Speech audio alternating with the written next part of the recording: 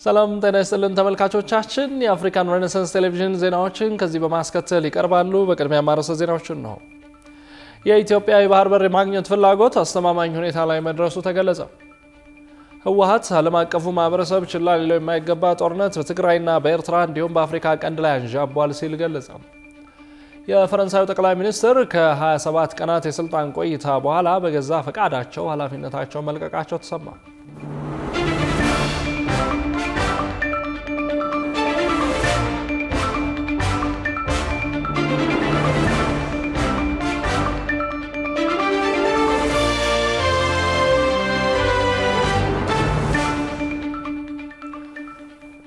ክቡራን ተመልካቾቻችን በእያላችሁበት የዓለም ጥግ ሰላምታችን ይድረስ። ይህ የአፍሪካን ሬኔሳንስ ቴሌቪዥን የዜና ሰዓት ነው። የተመራረጡ ዜናዎቻችንን ወደ እናንተ እናደርሳለን። አብራችሁን እንድትሆኑ የምጋብዛችሁ ደግሞ የአብስራ ገዛኝ ነኝ። መልካም ቆይታ። ወደ ቀዳሚው ጉዳያችን ስናልፍ የኢትዮጵያ የባህር በር ማግኘት ፍላጎት አስተማማኝ ሁኔታ ላይ መድረሱ ተገለጸ። ፕሬዝዳንት ታዬ አጽቀሥላሴ በ2018 ዓ.ም የሕዝብ ተወካዮች ምክር ቤት 5ኛ ዓመት የሥራ ዘመን መክፈቻ ስነ ስርዓት ላይ የፌዴራል መንግስቱን ዓመታዊ ዕቅድ ባቀረቡበት ወቅት ካደረጓቸው ንግግሮች መካከል የኢትዮጵያ የባህር በር ፍላጎት ስላለበት ደረጃ የተናገሩት ይገኝበታል። ሩሃ ግርማ ተከታዩን ዘገባ አዘጋጅታለች። ላለፉት ወደ 3 የተጠጉ ዓመታት በጠቅላይ ሚኒስትሩ ከእርሳቸውም አልፎ በመንግስታቸው ሌሎች ከፍተኛ አመራሮችና በወታደራዊ መኮንኖቻቸው ጭምር በስፋት ሲነሳ ቆይቷል። የኢትዮጵያ የባህር በር ፍላጎት ጉዳይ በትላንትናው ዕለትም 6ኛው የኢፌዴሪ የህዝብ ተወካዮች ምክር ቤትና የፌዴሬሽን ምክር ቤት 5ኛ ዓመት የሥራ ዘመን መክፈቻ ስነ ስርዓት ጠቅላይ ሚኒስትር አብይ አህመድ በተገኙበት ሲካሄድ ይህንን መንግስታዊ አቋም ወደ አንድ ደረጃ ከፍ ያደረገ ነገር ተሰምቷል። የኢትዮጵያ የባህር በር የማግኘት ፍላጎት ከመንግስት ባሻገር በኢትዮጵያ መንግስታዊ አወቃቀር ህዝቡን ወክለው በተቀመጡት ፕሬዝዳንት ታዬ አጽቀሥላሴ አንደበት አስተማማኝ ሁኔታ ላይ መድረሱ ተነግሯል። ኢትዮጵያ ወደ እነዚህ ውሃዎች እንድትመለስና ፍትሃዊ የልማት ተጠቃሚ እንድትሆን መንግስት በመስራት ላይ ይገኛል። ፕሬዝዳንቱ ኢትዮጵያ ፍትህን ባልተከተለ መንገድ ህዝቡን ባላማከለና ባላሳተፈ አግባብ ከባህር ተገላ መቆየቷን ገልጸው ኢትዮጵያ ፍትሃዊ የልማት ተጠቃሚ እንድትሆን መንግስት በመስራት ላይ እንደሚገኝ አስታውቀዋል። ኢትዮጵያ በአባይና በቀይ ባህር መካከል የምትገኝ ሀገር ነች። እጣ ፋንታዋና መጻኢ ዕድሏም ከሁለቱ ውሃዎች ጋር በእጅጉ የተቆራኘ ነው። ይሁን እንጂ ኢትዮጵያ ፍትህን ባልተከተለ መንገድ እና ህዝብን ባላማከልና ባላሳተፈ አግባብ ተገላ ቆይታለች። ኢትዮጵያ ወደ እነዚህ ውሃዎች እንድትመለስና ፍትሃዊ የልማት ተጠቃሚ እንድትሆን መንግስት በመስራት ላይ ይገኛል። ፕሬዝዳንቱ የኢትዮጵያ ህልውና መሰረት በሆኑት በሁለቱ ታላላቅ የውሃ ሀብቶች ዙሪያ መንግስት ያልተቋረጠ ሰላማዊና ዲፕሎማሲያዊ ጥረቶችን በማድረግ ላይ ይገኛል ነው ያሉት። አስተማማኝና ዘላቂነት ያለው የባህር በር ማግኘት ጉዳይ ከፍ ወዳለ ደረጃ የተሸጋገረና የፍትሃዊ ጥያቄን በዓለም አቀፉ ማህበረሰብ ዘንድ እያደገ የመጣ ቅቡልነት ማግኘት መቻሉን አብራርተዋል።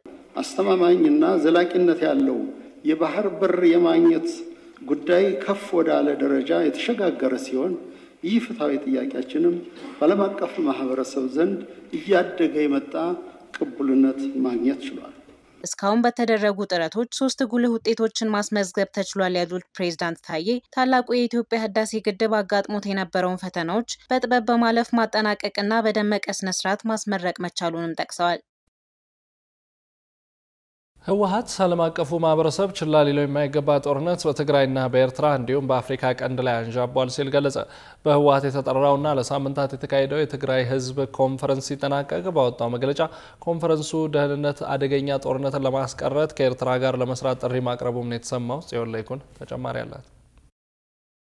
የብሔራዊ አንድነት ዘመቻ በሚል ለሳምንታት በተለያዩ የትግራይ ከተሞች ውይይት ሲያደርግ የቆየው ህወሓት ባሳለፍነው እሁድ በመቀለ ባደረገው የማጠናቀቂያ ጉባኤ ላይ የህዝባዊ ኮንፈረንሱ ሐሳብ ነው ያለውን የአቋም መግለጫ አውጥቷል። ለሳምንታት በትግራይ ከተሞች የተካሄዱትን ህወሓት መር ውይይቶች ማጠናቀቂያ ተብሎ ባሳለፍነው እሁድ በመቀለ የተካሄደውና የትግራይ ህዝብ ኮንፈረንስ የተባለው ጉባኤ በህወሓት በትግራይና በኤርትራ ላይ እንዲሁም በአፍሪካ ቀንድ ላይ ያተኮረ የአቋም መግለጫ ማውጣቱም ተሰምቷል። የጊዜያዊ አስተዳደሩ ፕሬዝዳንት ጀነራል ታደሰ ወረደ በዚሁ ጉባኤ ላይ ባደረጉት ንግግር ህወሓት ስላጣው ህጋዊ ሰውነት ማስመለስ ጉዳይ መናገራቸው የተሰማ ሲሆን ህወሓት ላይ ያነጣጠሩ ያሏቸውን ጥቃቶች ማውገዛቸውንም የጀርመን ድምጽ ራዲዮ ዘግቧል። አመት ለሚጠጋ ጊዜ ያህል የህወሓትና የኤርትራ ግንኙነት ከጭምጭምታ አልፎ በመንግስት አመራሮች ጭምር ሲገለጽ የቆየ ጉዳይ ነው። ህወሓት ከኤርትራ ጋር ጀምሮታል የተባለውን ግንኙነት ያላመነና የጊዜያዊ አስተዳደሩን ቢሆን የህዝብ ለህዝብ ግንኙነት ነው ብሎ አጽድቆ የነበረ ቢሆንም የትግራይ ህዝብ ጉባኤ ነው ተብሎ በተጠራው የመቀለው ስብሰባ ላይ ግን ዋነኛ አጀንዳ ተደርገው ከተነሱ ጉዳዮች መካከል የኤርትራ ጉዳይ ይገኝበታል።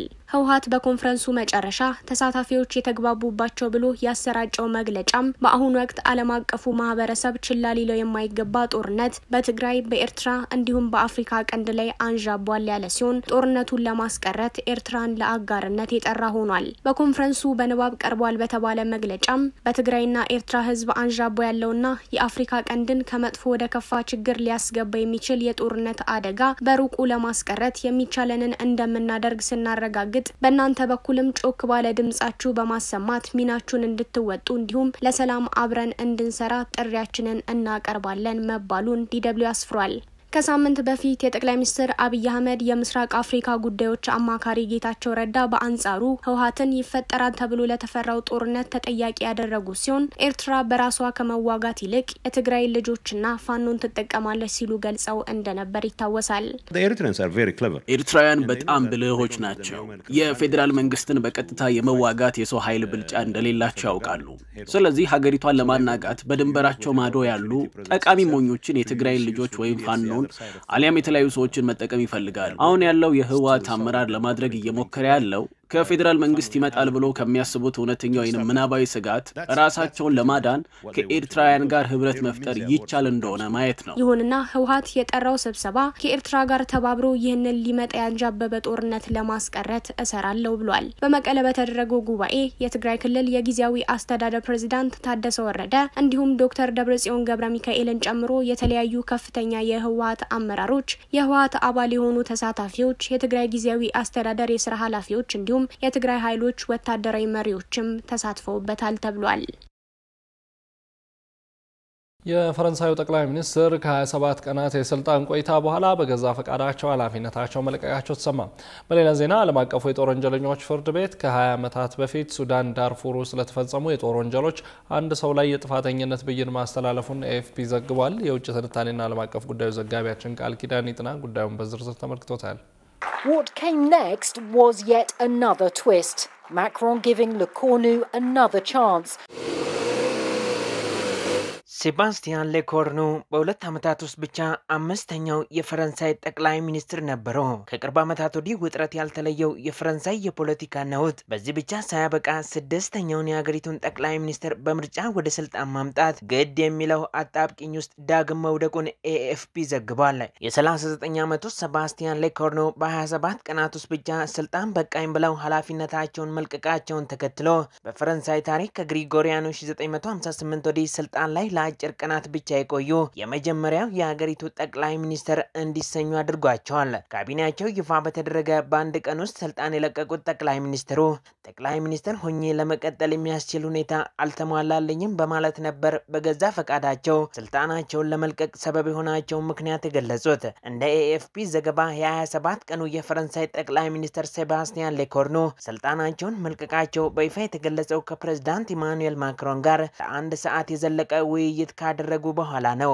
በፈረንሳይ የተፈጠረውን የፖለቲካ ነውጥ ተከትሎ ምርጫ ቀደም ብሎ እንዲካሄድና ማክሮን ስልጣን እንዲለቁም ጫና መበርከቱ የተመላከተ ሲሆን ፕሬዝዳንት ኢማኑኤል ማክሮን ግን የስልጣን ዘመናቸው በግሪጎሪያኑ 2027 ከመገባደዱ በፊት ከስልጣን እንደማይወርዱ ተናግረዋል። ማክሮን ለጊዜው ይህን ይበሉ እንጂ በቀጣይ የሚሆነውን መወሰን የሚጠበቅባቸው እሳቸው እንደመሆናቸው ካቢኔያቸውን ከመበተን አንስቶ አዲስ ጠቅላይ ሚኒስትር ሊሾሙ አሊያም ደግሞ ከተናገሩት በተቃራኒ ስልጣናቸውን ሊለቁ የሚችሉበት እድል ሁሉ እንዳለ ጠቅሶ የዘገበው ኤኤፍፒ ነው። Sudan's history is entrenched in war. The most recent conflict in 2023 saw the country's ruling generals turn their weapons against each other. በሌላ ዜና ዓለም አቀፉ የጦር ወንጀለኞች ፍርድ ቤት ከ20 ዓመታት በፊት ሱዳን ዳርፉር ውስጥ ለተፈጸሙ የጦር ወንጀሎች አንድ ሰው ላይ የጥፋተኝነት ብይን ማስተላለፉን ኤኤፍፒ ዘግቧል። አሊ ሙሐመድ አሊ አብድራህማን ወይም አሊ ሁሻይ በመባል የሚታወቁት ግለሰብ በመቶ ሺዎች የሚቆጠሩ ሰዎችን ከገደለው የጃንጃዊድ ሚሊሻ መሪዎች አንዱ ነበሩ የተባለ ሲሆን የጦር ወንጀሉን የጃንጃዊድ ሚሊሻ ከፍተኛ አመራር በነበሩበት ከግሪጎሪያን 2003 እስከ 2004 ባሉት ጊዜያት ዳርፉር ውስጥ ፈጽመዋል ሲል ዓለም አቀፉ የጦር ወንጀለኞች ፍርድ ቤት ጥፋተኛ ብሏቸዋል። ጃንጃዊድ በዳርፉር የትጥቅ ትግል በተካሄደበት ወቅት በአፍሪካ ጎሳ አባላትና በአማጽያን ላይ ጥቃት ያደረሰ የሚሊሻ ቡድን ሲሆን የተባበሩት መንግስታት ድርጅት በግሪጎሪያን 2008 ባወጣው መረጃ መሰረት ይህ ታጣቂ ቡድን ብቻ በዳርፉር ግጭት 300,000 ሰዎችን ፈጅቷል። የዳርፉር ጦርነት የጀመረው በወቅቱ በአረቦች የበላይነት የተቋቋመው መንግስት ጃንጃዊድን በማስታጠቅ ጥቁር አፍሪካ ጎሳ የተወጣጡ አማጽያንን ለማፈን በማሰቡ ነበር። ጃንጃዊድ አማጽያኑን ይደግፋሉ ተብለው የተከሰሱትን አረብ ያልሆኑትን ነዋሪዎችን በዘዴ በማጥቃታቸውም የዘር ማጥፋት ወንጀል ክስ እንዲመሰረትባቸውም ሆኗል። ምንም እንኳን እንዲህ ያለው ወንጀል ባለም አቀፉ ፍርድ ቤት ቢቀርብም አሁንም ሱዳን ውስጥ በቀጠለው ውጊያ ተጨማሪ የጦር ወንጀሎች ሊፈጸሙ እንደሚችሉ ስጋት አለ ሲል የዘገበው የፈረንሳዩ የዜና አገልግሎት አዣንስ ፍራንስ ፕሬስ ነው። 22 and 23 under the relevant articles of the statute committed ጣቢያችን አፍሪካን ሬኔሳንስ ቴሌቪዥን እና አንጋፋው ባህር ዳር ዩኒቨርሲቲ በጋራ ለመስራት የሚያስችላቸውን ስምምነት ፈጸሙ። በዚህ ስልታዊ የሚዲያ አጋርነት ስምምነት አፍሪካን ሬኔሳንስ ቴሌቪዥን ባህር ዳር ዩኒቨርሲቲ የሚያከናውናቸውን ተግባራት ለህዝብ በማስተዋወቅ ረገድ የጎላ ሚና እንደሚኖረው ተገልጿል። የባህር ዳር ዩኒቨርሲቲ የውስጥ ግንኙነትና ኮሚኒኬሽን ዳይሬክተር የሆኑት አቶ ግርማው አሸብር ባህር ዳር ዩኒቨርሲቲ ከአፍሪካን ሬኔሳንስ ቴሌቪዥን ጋር ፈትል የተሰኘ ቴሌቪዥን ፕሮግራምን ጨምሮ በርካታ ስራዎችን ረዘም ላለ ጊዜ በጋራ መስራታቸውን አስታውሰው የትምህርት ተቋሙ በቀጣይ የሚያከናውናቸውን ተግባራት ለህዝብ ማድረስ በኩል አፍሪካን ሬኔሳንስ ቴሌቪዥን ምርጫችን ሆኗል ብለዋል። በሌላ በኩል የአፍሪካን ሬኔሳንስ ቴሌቪዥን ዋና ስራ አስፈጻሚ አቶ ዳንኤል በላይነህ ከባህር ዳር ዩኒቨርሲቲ ጋር መስራት የሚያኮራ ተግባር ነው። ከዛሬ ጀምሮ የባህር ዳር ዩኒቨርሲቲ የሚዲያ ወኪል እንሆናለን፣ አጋር ስለሆነን በጣም ደስ ብሎናል ሲሉ ተናግረዋል። የባህር ዳር ዩኒቨርሲቲ በርካታ ምሁራንን ያፈራ አንጋፋ የትምህርት ተቋም ሲሆን አሁን ላይ በ10 ካምፓሶቹ ከ30,000 በላይ ተማሪዎችን እያስተማረም ይገኛል። በአማራ ክልል መመዝገብ ከነበረባቸው ተማሪዎች ውስጥ 4 ሚሊዮን የሚጠጋ ቁጥር ያላቸው ተማሪዎች በ2018 ዓ.ም የትምህርት ዘመን መመዝገብ እንዳልቻሉ ተገለጸ። በክልሉ ከሚገኙ ትምህርት ቤቶች ውስጥ ከ2000 በላይ ትምህርት ቤቶች ዘንድሮም ትምህርት እንደማይሰጥባቸው የክልሉ ትምህርት ቢሮ አስታውቋል። ዮናስ ግርማ ተጨማሪ አለው።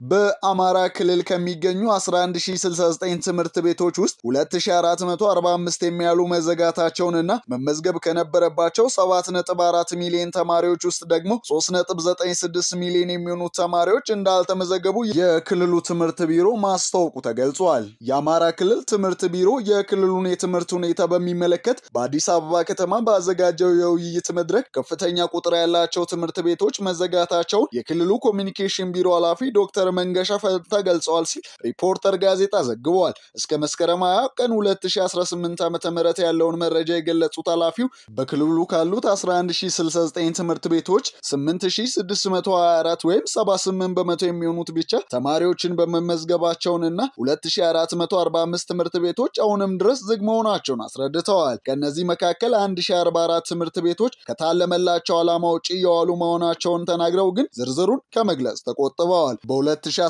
የትምህርት ዘመን መመዝገብ ከነበረባቸው 7.4 ሚሊዮን ተማሪዎች ውስጥ 3.4 ሚሊዮን ወይም 46.2 በመቶ ያሉ ብቻ መመዝገባቸውን እና 3.96 ሚሊዮን የሚሆኑ ተማሪዎች ግን እንዳልተመዘገቡ ገልጸዋል። የሰሜኑን ጦርነት ጨምሮ በክልሉ እየተካሄዱ ባሉት ግጭቶች ምክንያት 6154 ትምህርት ቤቶች መፈራረሳቸውን ከነዚህ ውስጥም 1980 የሚሆኑት በአሁኑ ወቅት በክልሉ እየተካሄደ ባለው ግጭት ምክንያት እየፈረሱ እንደሆነ አስታውቀዋል። የትምህርት ዘርፉን እንደመያዣ በመጠቀም የራሱን ፍላጎት እያስፈጸመ ያለን አካል የሃይማኖት አባቶች ሊያስቆሙት ይገባል ያሉት ዶክተር መንገሻ መምህራን እየታገቱ ከፍተኛ ገንዘብ እየተጠየቁ እንደሚገኙና ጉዳዩ ትውልድን የማዳን መሆኑን በመረዳት ሁሉም አካላት ትኩረት ሊሰጡት እንደሚገባ ተናግረው የተማሪዎችን የስነ ልቦና የማከምና የመደገፍ ስራዎች እንዲሰሩ ጥሪ አቅርበዋል። የክልሉ ትምህርት ቢሮ ኃላፊ ዶክተር ሙሉነሽ ደሴ በበኩላቸው በክልሉ ያለው የትምህርት ሁኔታ ተጽዕኖ በክልሉ ብቻ የሚቆም እንዳልሆነ ገልጸው በቅርብ ጊዜ ውስጥ በአገር አቀፍ ደረጃ የሚያስከትለው ተጽዕኖ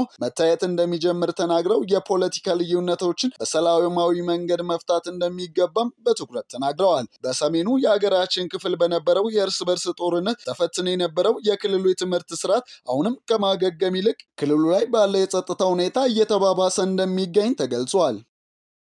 በኢትዮጵያ ቤት ፈላጊዎች በግል የባንክ አካውንታቸው ገንዘባቸውን ቆጥበው የሚፈልጉትን አይነት ቤት ተሰርቶላቸው የሚወስዱበት አዲስ ስርዓት ይፋ ተደርጓል። ዝርዝሩን ናቲማና ይነግራቸዋል። ኮምፓስ ፕሮፐርቲስ ከጎ ቤቶች ባንክ ጋር ተግባራዊ የሚያደርጉት በአይነቱ አዲስ የሆነ የቤት ግንባታ ፕሮጀክት ዛሬ ይፋ ሆኗል። ይፋ የተደረገው ይህ ፕሮጀክት ቤት ፈላጊዎች ቤቱ ተጠናቆ ካርታ ሲረከቡ ብቻ ገንዘባቸውን ለቤት ገንቢው የሚያስተላልፉበት ሲሆን በግል የባንክ ሂሳብ ቁጥራቸው በቆጠቡት ገንዘብ የሚፈልጉት አይነት ቤት ተሰርቶላቸው የሚረከቡበት እንደሆነም ተገልጿል። ኮምፓስ ፕሮፐርቲስ ከጎ ቤቶች ባንክ ጋር በጋራ ተግባራዊ በሚያደርጉት በዚህ የቤት ግንባታ ፕሮጀክት በግለሰቡ አካውንት የሚቀመጥ እንጂ ወደ ኮምፓስ ፕሮፐርቲስም ሆነ ወደ ጎ ቤቶች አካውንት የሚገባ ምንም አይነት ገንዘብ አይኖርም ተብሏል። ቤት መግዛት የሚፈልግ ግለሰብ በቅድሚያ 500 ሺህ ብር ተቀማጭ በማስገባትና በሚፈልገው የቤት ካሬ መሰረት በየወሩ በራሱ ስም በጎ ቤቶች ባንክ ደብተር ከፍቶ መቆጠብ የሚጠበቅበት ሲሆን ለቁጠባው 15% ወለድ እንደሚታሰብለትም የኮምፓስ ፕሮፐርቲስ የማርኬቲንግ ማናጀር አቶ ሳሙኤል ዋጋዬ ለጣቢያችን ተከታዩን ብለዋል። ዛሬ የተፈራረምነው ፊርማ እንግዲህ ከጎቤቶች ጋራ ያለን ስምምነት ምንድነው? አንድ ያልተለመደና ከተማ ውስጥ የሌላ አዲስ ሞዴል ነው ይዘን የመጣ ነው። አንድ ደንበኛ ቤት መግዛት ከፈለገ የቤቱን 500 ሺህ ብር ይከፍላል። 500 ሺህ ብር እንደ ኢኒሻል ፔመንት ነው የሚቆጠረው። ያን 500 ሺህ ብር ከከፈለ በኋላ በየወሩ የሚሰላ በየአመቱ የሚሰላ 15% ወለድ ኢንተረስት ሬት ያገኛል። ያ ማለት የትም ባንክ የሌለ ኢንተረስት ሬት ይሆናል ማለት ነው። በመቀጠል ደግሞ አንድ ደንበኛ የቤት ባለቤት ለመሆን ከፈለገ የቤቱን 25% መክፈል ይጠበቅበታል። 25% ከፈለ ማለት ይህ ሰው ለቤት ለመግዛት ብቁ ሆኗል ማለት ነው። እንደዚህም ያክል ደርሶ አት ኤኒ ታይም ደግሞ ብሬን ላውጣ ቢል ደግሞ ማውጣት ይችላል ማለት ነው። ስለዚህ የሚገዛን ደንበኛ ሁለት አድቫንቴጅ አለው። አንድ ብሩ ሴፍ ቦታ ነው ያለው፣ ወደ ኮምፓስ አካውንት ሳይሆን ራሱ በከፈተው ሴቪንግ አካውንት ነው ያለው።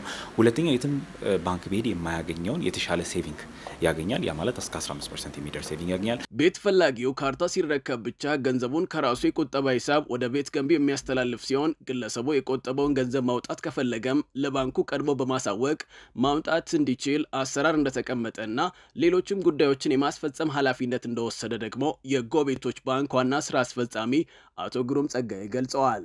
ቤት ገዢዎቻቸውን ገንዘብ መሰብሰብ መጨረሻ ላይ ደግሞ ቤት ገዢዎቻቸው ቤቱን ለመረከብ ዝግጁ ሲሆኑ እና የተጠራቀመው ገንዘብ ለኮምፓስ ይከፈልልን ሲሉ ያንን ለኮምፓስ መክፈል፣ በሆነ ምክንያት ደግሞ አይ ቤት ገዢው ጉዳይ ተተናዋል ተቋርጧል ብለው ተስማምተው ሲመጡ ቤት ገዢው ገንዘቡን መልሱልኝ ሲል ወደ ቤት ገዢው ገንዘቡን መመለስ ከተጠራቀመው ወለድ ጋር ትልቁ ኃላፊነታችን ይሄ ነው።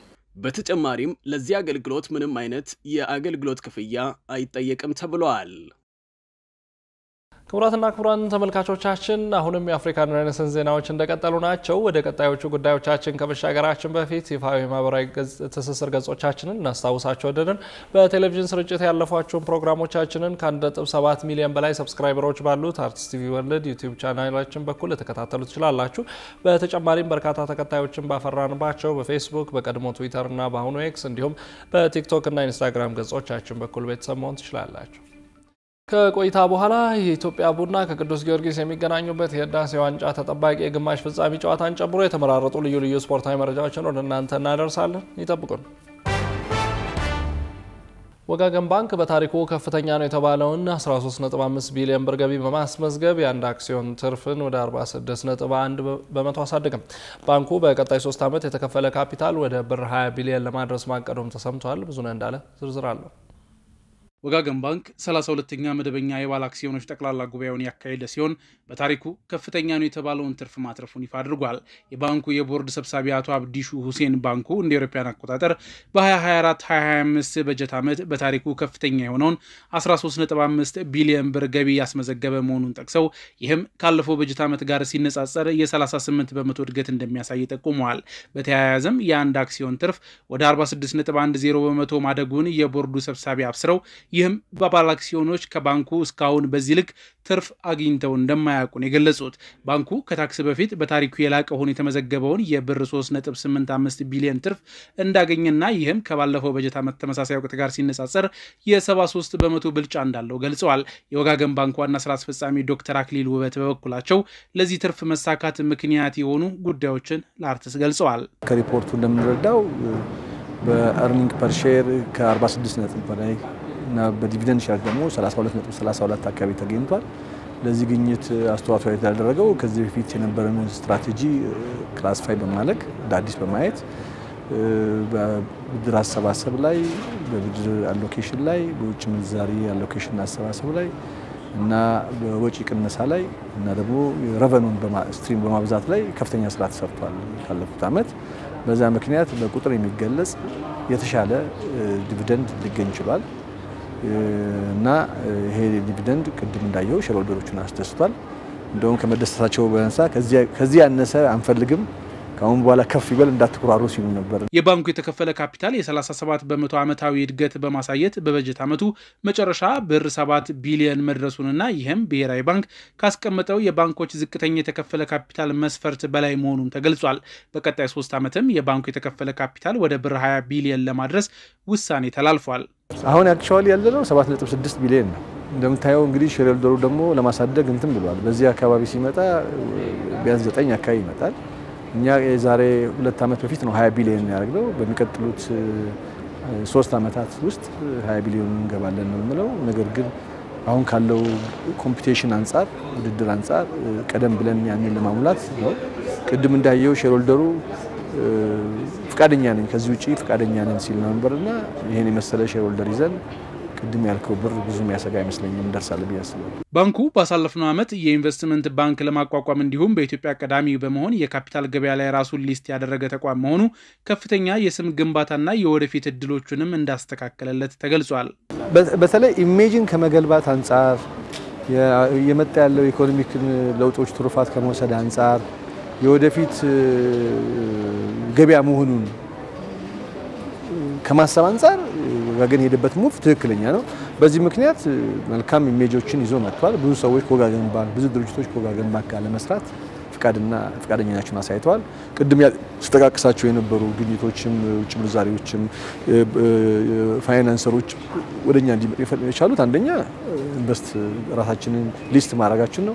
ሁለተኛ የኢንቨስትመንት ባንኩን በመክፈታችን ነው እና ለዚህ እንዲሆን ደግሞ ስትራክቸራችንን ቅድም እንደ ሪፖርት እንደሰማው ሪቫይዝ አድርገናል።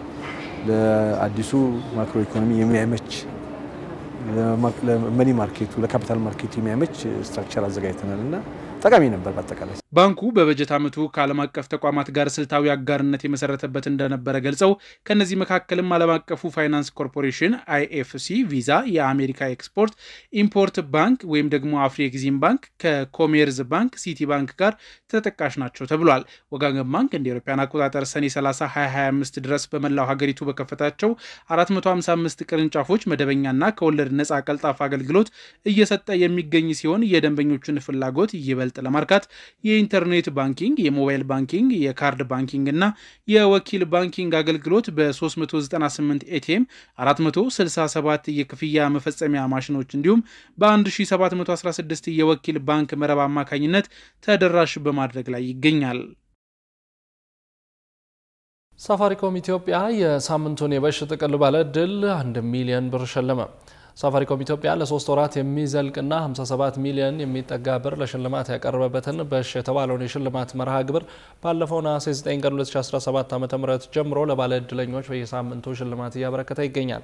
በዚህም በዛሬው ዕለት በአስኮ በተካሄደው የሽልማት ስነ ስርዓት ላይ የሳፋሪኮም ኢትዮጵያ ናሽናል ሴልስ ማኔጀር የሆኑት አቶ ሰይድ ዋሲሁን ለሳምንቱ የበሽ ጥቅል አሸናፊ ሽልማቱን አበርክተዋል። የበሽ ኢንተርኔት ጥቅልን በመግዛት እድሏን የሞከረችው ሌላኛው ወጣት ኢክረም ሰይድ የ1 ሚሊዮን ብር አሸናፊ የሆነች ሌላኛዋ ተሳታፊ ነበረች። ሳፋሪኮም ኢትዮጵያ በበሽ ጥቅል በየሳምንቱ ሁለት ሰዎችን ሚሊዮነር እያደረገ እስከ ህዳር 6 ቀን 2018 ዓ.ም የሚዘልቅ ይሆናልም ተብሏል። በሽ ጥቅል የሽልማት መርሃ ግብር ደንበኞች ዕለታዊ፣ ሳምንታዊና የሳምንቱ ትልቁ አሸናፊ የሚሆኑበትና ከእያንዳንዱ ደንበኞች ያጠቃቀም ልምድ ጋር የተመቻቹ አዳዲስ የበሽ ጥቅሎች መቅረባቸውም ተገልጿል። በበሽ ሽልማት ዕለታዊ ለ224 ሺህ አሸናፊዎች ለእያንዳንዳቸው የ100 ብር፣ ሳምንታዊ ለ25 አሸናፊዎች ለእያንዳንዳቸው 100 ሺህ ብር እንዲሁም ሳምንታዊ ለ32 አሸናፊዎች 1 ሚሊዮን ብር ለእያንዳንዳቸው የሚሸለሙ ይሆናል ተብሏል ሲል የዘገበው ባልደረባችን ጌታውን አበበ ነው። ክቡራን ተመልካቾቻችን አሁን ልዩ ስፖርታዊ መረጃዎችን ወደ እናንተ የምናደርስበት ሰዓት ላይ ደርሰናል። ኢትዮጵያ ቡና ከቅዱስ ጊዮርጊስ የሚገናኙበትን የህዳሴ ዋንጫ ተጠባቂ የግማሽ ፍጻሜ ጨዋታን ጨምሮ ሌሎች ስፖርታዊ መረጃዎችን በባልደረባችን ሷሊ መሐመድ ወደ እናንተ ይደርሳሉ። ከመረጃዎቹ ጋር መልካም ቆይታ። ከአፍሪካን ሬኔሳንስ ቴሌቪዥን የሰዓቱን ስፖርታዊ መረጃዎች ይዘን መጥተናል። መረጃዎቻችንን ከሀገር ውስጥ እናስቀድማለን። መቻልና ኢትዮጵያ ቡና ወደ ግማሽ ፍጻሜ ያለፉ። 19ኛው የአዲስ አበባ ከተማ ህዳሴ ዋንጫ መቻልና ፋሲል ከነማ ያደረጉት የምድቡ የመጨረሻ ጨዋታ በመቻል 3-1 አሸናፊነት ተጠናቋል። ለመቻል ዮሴፍ ታረቀኝ፣ አብዱል ከሪም ወርቁና ተማም ሀቢብ የማሸነፊያ ግቦችን ከመረብ አሳርፈዋል። ለፋሲል ቃል ኪዳን ዘላለም ብቸኛዋን ግብ ማስቆጠር ችሏል። የመቻሉ አጥቂ ዮሴፍ ታረቀኝ የጨዋታው ኮከብ ተብሎ የ20 ሺህ ብር ሽልማት ተበርክቶለታል። ትናንት በተደረገ ሌላ ጨዋታ ኢትዮጵያ ቡና በጠባብ የግብ ልዩነት አሸንፎ ወደ ግማሽ ፍጻሜው ማለፉን አረጋግጧል። 19ኛው የአዲስ አበባ ከተማ ዋንጫ በምድብ የመጨረሻ ጨዋታ ኢትዮጵያ ቡናና ኢትዮ ኤሌክትሪክ ያደረጉት ጨዋታ በቡና 1-0 አሸናፊነት ተጠናቋል። የጨዋታውን ብቸኛ ግብ የቡናው ተከላካይ ወልድ አማኑኤል ጌቱ አስቆጥሯል። ውጤቱን ተከትሎ ኢትዮጵያ ቡና ከሁለት ጨዋታ 6 ነጥብ በመያዝ የምድቡ የበላይ ሆኗል። ከሁለት ጨዋታ 1 ነጥብ ያገኘው ኢትዮ ኤሌክትሪክ በበኩሉ ሁለተኛ ደረጃን ይዞ አልፏል። የኢትዮጵያ ቡናው የቀኝ መስመር ተከላካይ ረጂብ ሚፍታህ የጨዋታው ኮከብ ተብሎ ተመርጧል። በዚህ ምድብ የተሳተፈው ኢትዮጵያ ንግድ ባንክ 1 ነጥብ ቢይዝም በግብ ክፍያ ተበልጦ ከውድድሩ ውጪ መሆኑ ተረጋግጧል። የአዲስ አበባ ከተማ ህዳሴ ዋንጫ ሐሙስ የግማሽ ፍጻሜ ውድድሩን ያከናውናል። መቻል ከኢትዮ ኤሌክትሪክ፣ ቅዱስ ጊዮርጊስ ከኢትዮጵያ ቡና ተጋጣሚዎች ናቸው። ፋቢዮ ካናቫሮ የኡዝቤኪስታን አሰልጣኝ ሆኖ ተሾመ። የቀድሞ የጣሊያን ብሔራዊ ቡድን ተከላካይ ፋቢዮ ካናቫሮ የኡዝቤኪስታን ብሔራዊ ቡድን አሰልጣኝ ሆኖ ተሾሟል። በታሪኳ ለመጀመሪያ በ2026 የዓለም ዋንጫ ማለፏን ያረጋገጠችው ኡዝቤኪስታን የ52ቱን ዓመት ካናቫሮን በአሰልጣኝነት ሾማለች። የባላንዶርና የ2006 ዓለም ዋንጫ አሸናፊ ፋቢዮ ካናቫሮ 48 ሀገራት የሚሳተፉበት ትልቁ መድረክ የኤዚያዋን ተወካይ ብዙ ርቀት እንድትጓዝ የማድረግ ትልቅ ኃላፊነት ተሰጥቶታል ተብሏል። በሌላ በኩል በአነጋጋሪ አስተያየቶቹ የሚታወቀው ፖርቹጋላዊ አሰልጣኝ ሆዜ ሞሪኒሆ ስለ ፖርቹጋል ብሔራዊ ቡድን ሐሳቡን አጋርቷል። በአሁኑ ወቅት ቤኔፊካን በዋና አሰልጣኝነት እያገለገለ የሚገኘው ሆዜ ፖርቹጋል በክሪስቲያኖ ሮናልዶ እየተመራች ቀጣዩን የዓለም ዋንጫ ውድድር የማሸነፍ ትልቅ ዕድል አላት ሲል ተናግሯል። በ2026 በጣምራ በአሜሪካ፣ ሜክሲኮና በካናዳ በሚካሄደው የዓለም ዋንጫ ላይ የ2024 የኔሽንስ ሊግ አሸናፊ የሆነችው ፖርቹጋል ዋንጫውን ለማሸነፍ ቅድመ ግምት ከተሰጣቸው 5 ሀገራት ውስጥ የምትገኝ ሲሆን አሁን ላይ ያላት ድንቅ የሚባል የቡድን ጥልቀት ደግሞ በውድድሩ ላይ ብዙ ርቀት እንድትጓዝ ይረዳታል ተብሎ ይገመታል። 2022 ዓለም ዋንጫ ፖርቹጋል እስከ ሩብ ፍጻሜ ድረስ ጉዞዋን አድርጋ በሞሮኮ ተረታ ከውድድሩ የተሰናበተች ሲሆን ውድድሩ ለመጀመሪያ ጊዜ ለማሸነፍ ደግሞ በ2026 በቁርጥ ቀን ልጇ ክሪስቲያኖ ሮናልዶ እየተመራች ጉዞዋን ትጀምራለች ተብሎ ይጠበቃል። የአውሮፓ ክለቦች ከአውሮፓ ውጪ እንዲጫወቱ የዩኤፋ ፍቃድ ሰጠ። የአውሮፓ እግር ኳስ ማህበር 2 የሊግ ጨዋታዎች ከአውሮፓ ውጪ እንዲካሄዱ ፍቃድ መስጠቱን አስታውቋል። የላሊጋና የጣሊያን ሴሪኤ ጨዋታዎች ከአውሮፓ ውጪ ለማካሄድ ቀደም ብሎ ያቀረቡት ጥያቄ ተቀባይነት ሳያገኝ ቆይቷል። ጉዳዩን ሲመለከት የቆየው የአውሮፓ እግር ኳስ ማህበር ስራ አስፈጻሚ ኮሚቴ ፍቃድ መስጠቱን ይፋ አድርጓል። በመሆኑም በላሊጋው ባርሴሎና ከቪያሪያል በሚገናኙበት ጨዋታ በአሜሪካ ማያሚ የሚደረግ ሲሆን በጣሊያን ሴሪኤ ሚላን ከኮሞ የሚያደርጉት ጨዋታ በአውስትራሊያ እንዲካሄድ ፍቃድ አግኝቷል። ውድ ተመልካቾቻችን የአፍሪካን ሬኔሳንስ ቴሌቪዥን የሰዓቱ ዜናዎች የተከታተላችሁትን ይመስሉ ነበር። ስለሰጣችሁን ጊዜ ከልብ እያመሰገንን ከዜናዎቹ ጋር ያብስራ ገዛኝ ቆይታ አድርጌያለሁ። ከቀሪ ጣቢያችን ዝግጅቶች ጋር መልካም ጊዜ ተመኘሁ።